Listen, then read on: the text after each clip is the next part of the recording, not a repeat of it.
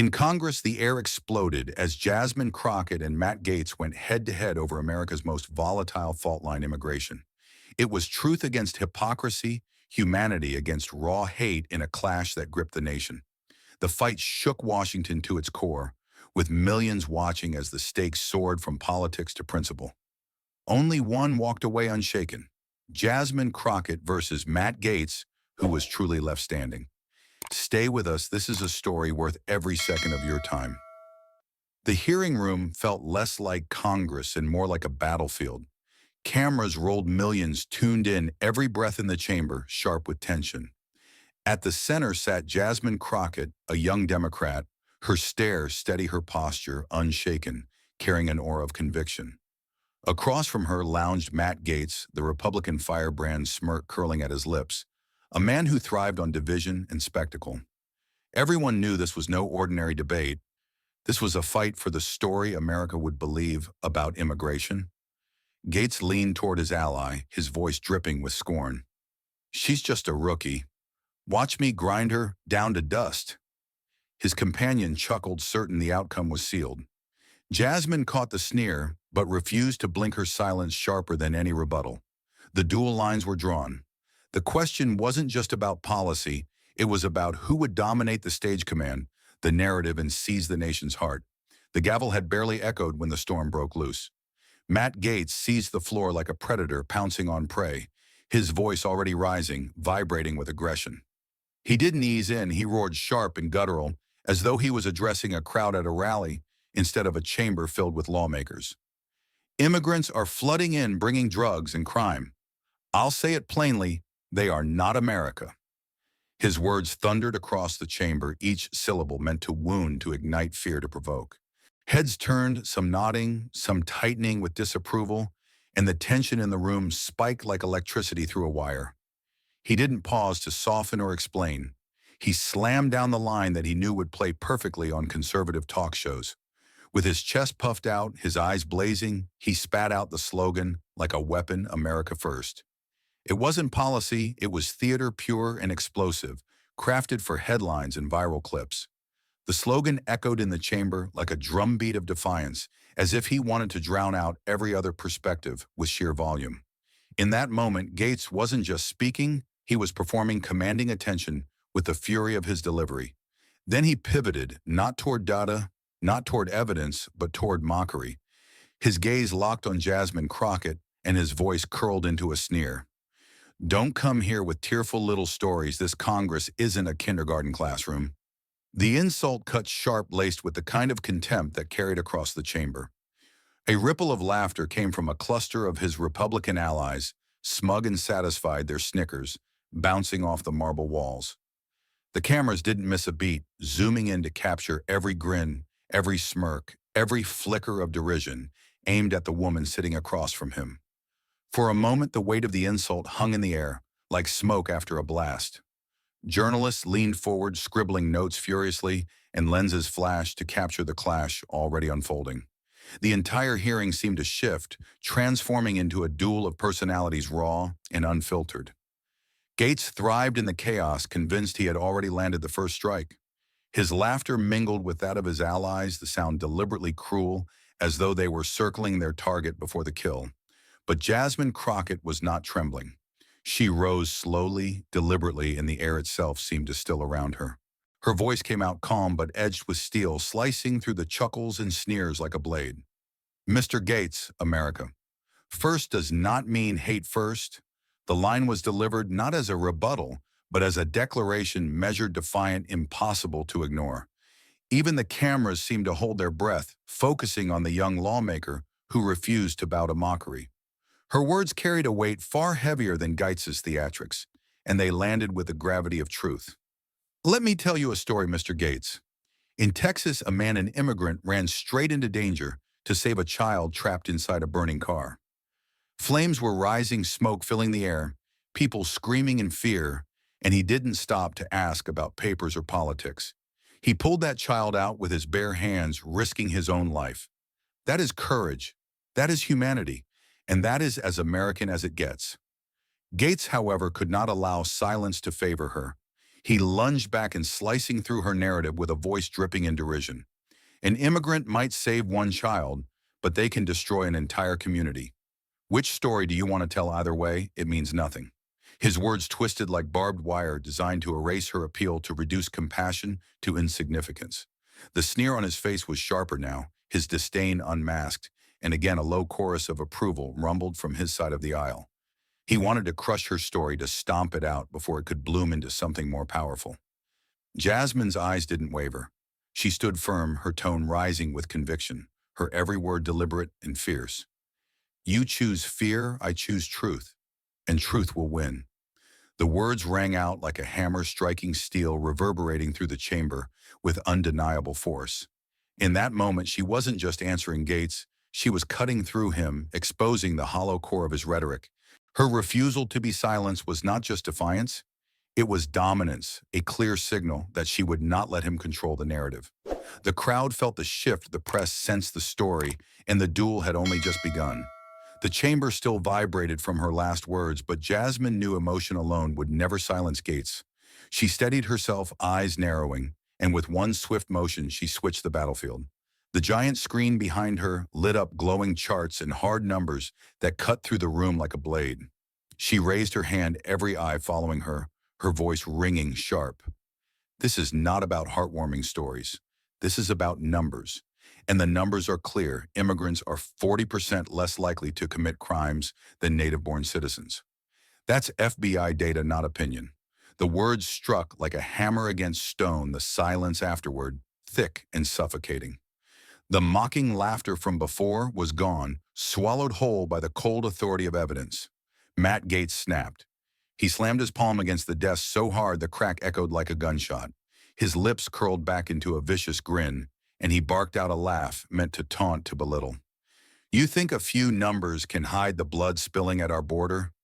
You really live in some left-wing fantasy world. His voice thundered raw and ugly, filling the chamber with the smell of fury. The audience jolted, cameras zoomed in, capturing every twitch of his sneer. This wasn't debate anymore. It was an ambush, a predator baring his teeth in front of millions. But Jasmine didn't blink. She leaned forward, braced against the table, like a fighter meeting the blow, her words slicing back with steel precision. Yes, blood is real. No one denies that. But don't you dare blame an entire community just to win cheap votes. Each syllable cracked like a whip echoing in the chamber, burning away the fog of Gaetz's theatrics. Her eyes locked on his, unflinching, daring him to throw another punch. The tension coiled tighter, the silence electric, as if the whole room was waiting for the next strike. Gaetz's face turned crimson, sweat beating his composure, shattering under the pressure. He lurched forward, voice escalating into a howl, every insult spat like venom. You're nothing but a fool brainwashed by leftist professors. You don't live in the real America. His fist clenched his whole frame, trembling fury spilling out of him like a man cornered. The mask of arrogance was gone. What stood there was raw desperation, ugly and uncontrolled. The chamber shook with his rage, the cameras catching every second for a nation hungry for spectacle. Jasmine's answer came like lightning. She straightened in one motion, fire blazing in her eyes, her voice sharp, fierce, unstoppable. If respecting the truth makes me a fool, then America needs a lot more fools. The line detonated in the air louder than Gaetz's roar, shattering his insults into dust. It wasn't just a comeback, it was a declaration, a counterpunch that drew blood. Her words reverberated like a war cry, carrying the weight of defiance, turning his attack into her triumph. Gasps ripped through the room, followed by an eruption of noise. Reporters leapt to their feet, pens flying, cameras flashing like lightning across a stormy sky. The moment exploded in real time, destined to dominate every headline, every broadcast, every replay. Gaetz's fury had become his undoing, and Jasmine's strike had carved itself into history. In a single exchange, the hearing had transformed into a spectacle of truth against rage, and the whole country was watching breathless. The roar of reaction from her last strike hadn't even faded when Jasmine stood, eyes locked on Gaetz. With a sharp gesture, she pointed toward the screen. As it blazed to life, the roll call vote projected in bold letters. One name glared in red: Matt Gaetz. No, the chamber erupted in gasps, the sound echoing like thunder. Lawmakers shifted uneasily. A few shook their heads in disbelief. Cameras zoomed in, catching Gaetz's name glowing like a wound for the nation to see. Jasmine's voice rang out cold and commanding, every syllable laced with fire. Mr. Chairman, colleagues, and every American watching, look at this. This is not my opinion. This is the record. Congressman Matt Gaetz voted no on a bill to support immigrant veterans. Men and women who wore the uniform, who bled for this flag, who risked everything for this country, he turned his back on them. That's not defending America. That is betrayal. The words slammed into the chamber, and for a heartbeat there was only silence. Then Gaetz exploded, his face twisting, as he roared over the applause building in the room. I stand for real American soldiers, not second-rate ones from Mexico. His fist pounded the desk. His voice, a jagged weapon, hurled across the chamber. The insult landed like shrapnel, raw and ugly, and a wave of outrage rolled through the room. But Jasmine didn't flinch. She stepped closer to the microphone, her eyes blazing, her voice rising like a flame, tearing through dry wood. Mr. Gaetz' red blood, spilled in the trenches, carries no nationality. Anyone who dies under this flag is an American soldier. You do not get to grade blood. The declaration detonated in the chamber, and the reaction was instant. Lawmakers surged to their feet. Applause thundered like an oncoming storm, drowning out every attempt at rebuttal. Gaetz tried to speak, tried to claw back the ground he had lost, but the words stuck in his throat, drowned out by the roar of clapping hands. His face reddened, his composure shattered, and in a fit of rage, he grabbed the papers before him and hurled them onto the desk. Fine, turn this hearing into a circus if you want. He spat, his voice brittle, hollow, the desperation naked in his tone. Jasmine stood unmoved, her voice cutting through the noise like a blade through glass. This is not a circus. This is where truth wins. Her words fell like a verdict, cold and final. The applause swelled again, echoing off the marble walls. And in that moment, the cameras captured everything. Gaetz silenced, humiliated, and Jasmine standing tall, her words etched into history. The thunder of applause was still shaking the chamber when Jasmine moved in for the kill. The air was thick, the gavel useless against the storm. Slowly, she raised her hand and gave a subtle nod to the technician. The lights dimmed, the screen at the front flickered, then roared to life with grainy footage. A timestamp glowed in the corner, Orlando, Florida. Fundraiser dinner, April 7th, 2023. The camera angle was slightly tilted, shaky, but the image was clear enough. Matt Gaetz, drink in hand, surrounded by wealthy donors in tuxedos and gowns. He leaned back in his chair, laughter bubbling from the table, his grin smug, unguarded. And then his voice rang out, unmistakable, arrogant, undeniable. Florida needs immigrant labor. They are the backbone of our economy. But I can't say that publicly. I need the votes. The sound echoed through the chamber like a gunshot. His chuckle followed, casual and cutting, amplified by the speakers until it felt deafening. For a heartbeat, the chamber went silent. Every eye in the room locked on the screen. Journalists froze mid-note, their pens hanging in the air. Reporters' cameras fired in rapid succession, the flashes popping like fireworks as the footage looped. A few gasps escaped, sharp as broken glass, from lawmakers who knew exactly what this meant. Gaetz had just confessed to double-dealing on video in his own voice in front of the entire nation. Then the silence broke. Murmurs spread like wildfire. Heads turned, whispers surged, phones buzzed with breaking alerts. The video rolled again, the timestamp glaring, his words impossible to escape. Florida needs immigrant labor, but I need the votes. It was betrayal caught on tape, a dagger twisting with every second of playback.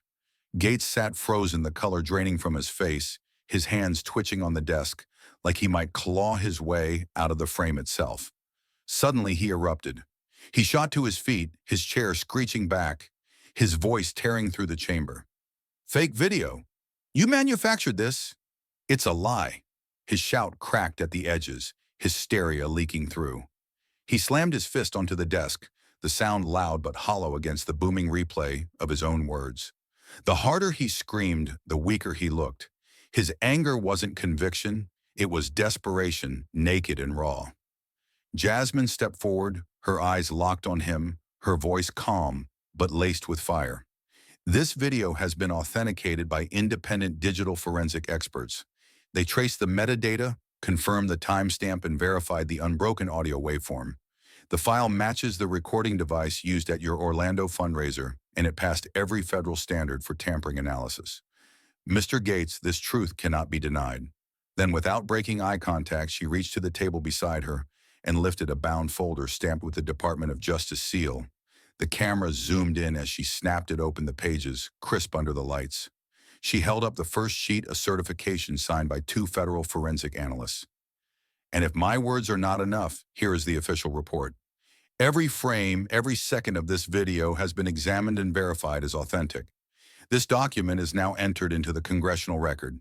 The calmness of her delivery made the impact even sharper, the final nail hammered into the coffin of his credibility. Every word, every gesture was a blade twisting deeper, cutting through his shrieks with surgical precision. The sight of the DOJ seal under the chamber lights silenced any doubt this was not theater. It was evidence. Gaetz's fury boiled over. His face blazed red, sweat glistening on his brow, his hands pounding the desk like war drums. His voice broke into a ragged howl, spit-flying veins bulging as he screamed incoherently. But the noise was useless, drowned instantly by the eruption rising all around him. Applause broke like thunder, first from Jasmine's side of the chamber, then from the gallery, then a rolling surge that swallowed his roars whole. The room shook with the force of it, clapping hands crashing like waves against a crumbling wall. Jasmine waited unblinking, letting the ovation crest and fall. Her gaze never left him, her expression carved in steel. And when the roar finally dipped enough for her voice to be heard, she delivered her last merciless strike. This is the final piece of evidence. You did not just spread fear. You are hypocrisy made flesh to the very core. The line detonated in the chamber, clean and final, and the crowd exploded again, applause and cheers rising like a tidal wave. Cameras flashed wildly, recording history in real time. The nation had just witnessed Matt Gaetz cornered, exposed, destroyed by his own words and his own record. And standing tall at the center of it all was Jasmine Crockett, unyielding, triumphant, and unforgettable. Under the roar of the chamber and the thunder of applause, the moment had already broken past the walls of Congress. Within minutes, screens across America lit up with a single headline blazing in red. Jasmine Crockett crushes Gaetz with secret video. News tickers scrolled across cable networks. Twitter feeds exploded, and cell phones buzzed nonstop as the clip replayed on a loop. Anchors leaned forward on their desks with the urgency of a national emergency. Every channel carried the same footage: Gaetz laughing at a fundraiser, then Jasmine dropping the forensic report with the seal shining under the lights. The story wasn't just news, it was fire racing through the country at breakneck speed. In diners, airports, and living rooms, people watched with jaws open. The neutral observers, the ones who usually tuned out partisan noise, felt the weight of what they had just seen. Their reactions poured in across social media and live interviews. One gray-haired man outside a gas station told a reporter, his voice shaking with awe, "This is a historic knockout. I've seen hearings for decades and nothing ever hit like that." Comment sections filled with the same refrain: Jasmine had landed a blow no one would forget. But not everyone was celebrating. The far-right echo chambers scrambled to contain the firestorm. On fringe talk shows and online forums, hosts stammered out excuses, their voices tight, their defenses flimsy. The video was taken out of context, one insisted, but the words rang hollow. Another muttered he was joking at that dinner. It doesn't mean anything yet. Even his co-host winced on air, visibly uncomfortable. The defenses came fast, but they came weak, and the people delivering them seemed to know it. Their tones carried embarrassment. Their eyes darted down as if even they couldn't believe the excuses they were trying to sell. For the first time in years, the usual wall of partisan firepower cracked under its own shame. And then there was Gaetz himself. Cameras tracked him as he bolted from the chamber, his shoulders stiff, his face flushed a furious red. He shoved past aides and reporters in the hallway, his jaw clenched so tight it looked ready to snap. Questions fired at him like bullets, reporters shouting over each other, their microphones thrust forward. "Congressman Gaetz, do you deny the authenticity of the report? Was that your voice on the recording? Are you stepping down after this scandal?" He ignored them all, his pace quickening, his hands balled into fists. He didn't just leave. He stormed, his every step radiating anger and humiliation. The press followed relentlessly, their cameras flashing, their lenses capturing his collapse frame by frame. His face glistened with sweat under the harsh lights, his eyes darting toward the exits like a man trapped in a burning building. The moment he pushed through the heavy doors, shoving them wide with both hands, the world saw it. Matt Gaetz, red-faced, cornered, fleeing from the storm of his own making. He offered no answers, no rebuttals, only silence and retreat. And that silence screamed louder than anything he could have said. Behind him, the echoes of Jasmine's words still rolled through the building, carried by every broadcast, every headline, every tweet. Outside, the crowd of protesters and onlookers surged against the barricades, their chants thundering in rhythm with the breaking news. Inside, the press corps raced to file stories, their headlines already stamped with finality. The verdict was written not by judges or juries, but by the court of public opinion, and it was merciless. Jasmine Crockett had won, and the world had just watched Matt Gaetz lose everything under the brightest lights imaginable. By morning, the fallout had begun. Allies who once crowded Gaetz's cameras suddenly vanished from the frame, their offices unavailable for comment, and their staffers ghosting press requests. Senior members dodged hallways, turning on their heels when his name was mentioned, as if scandal were contagious. Fundraising chairs postponed calls, finance committees canceled dinners, and glossy invites quietly disappeared from inboxes. Major donors hit the brakes, instructing treasurers to suspend transfers and reassess exposure. What had looked like power the night before now looked like risk, and everyone in Washington knows how to run from risk. The money dam cracked fast.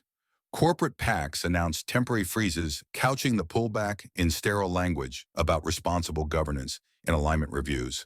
A prominent bundler in Miami closed a planned high-dollar reception, citing scheduling conflicts that fooled no one. Regional business coalitions that once touted Gaetz as a fighter began distancing statements that read like soft exits. Even longtime political friends offered only tepid platitudes, the kind that signal a door closing without the courtesy of a slam. Reputation is currency on the Hill. His account plunged into overdraft. Back home, the streets of Florida filled with anger and disappointment. Outside district offices, voters gathered beneath brutal noon sun and late afternoon thunderclouds, holding handmade signs, chanting until their voices went hoarse. Retirees stood shoulder to shoulder with veterans in faded unit caps. Parents pushed strollers while teens filmed everything on their phones. Local news vans lined the curb mics, thrust forward as people spoke into the lens with raw, unvarnished fury. "We deserve honesty," one man said, pounding the rail with a sunburned fist. The crowds grew by the hour, and the message was simple. They had seen the tape, and they would not forget it. National media poured gasoline on the blaze, looping the clip until it seared into memory. Morning shows rolled it at sunrise, then again after coffee, then again at noon, each time cutting from Gaetz's fundraiser grin to Jasmine's forensic slam. Primetime anchors slowed, the audio froze. The frames circled the timestamp and replayed the moment of admission like a referee reviewing a knockout punch. Opinion panels argued around it, but the images argued for themselves, relentless and undeniable. Stations stitched together a montage smile, confession denial report again and again, a drumbeat that wouldn't stop. Across airports and waiting rooms, the same scene unspooled, he said it, and now he owned it. Backed into a corner, Gaetz tried to claw out. He stepped to the microphones with a tight jaw and a clipped tone and offered a single line of defense. The video was edited.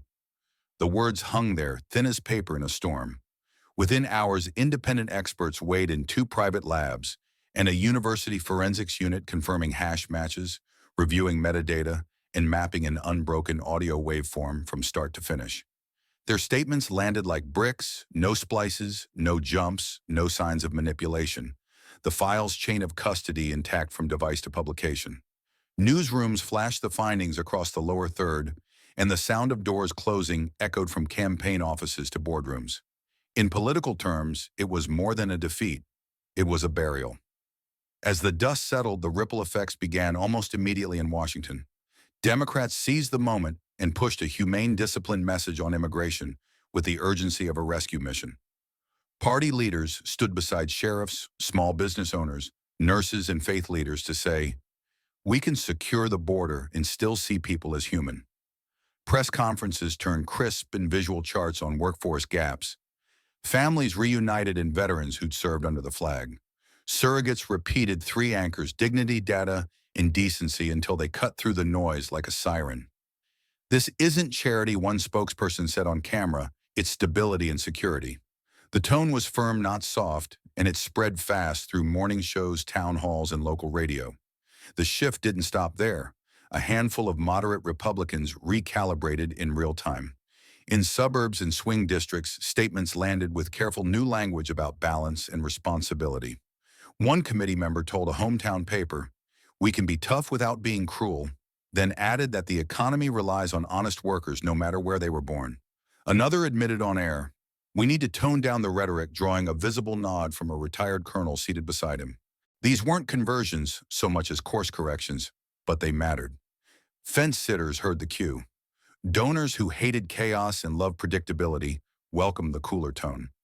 Then came the voices no one could argue with: immigrant veterans.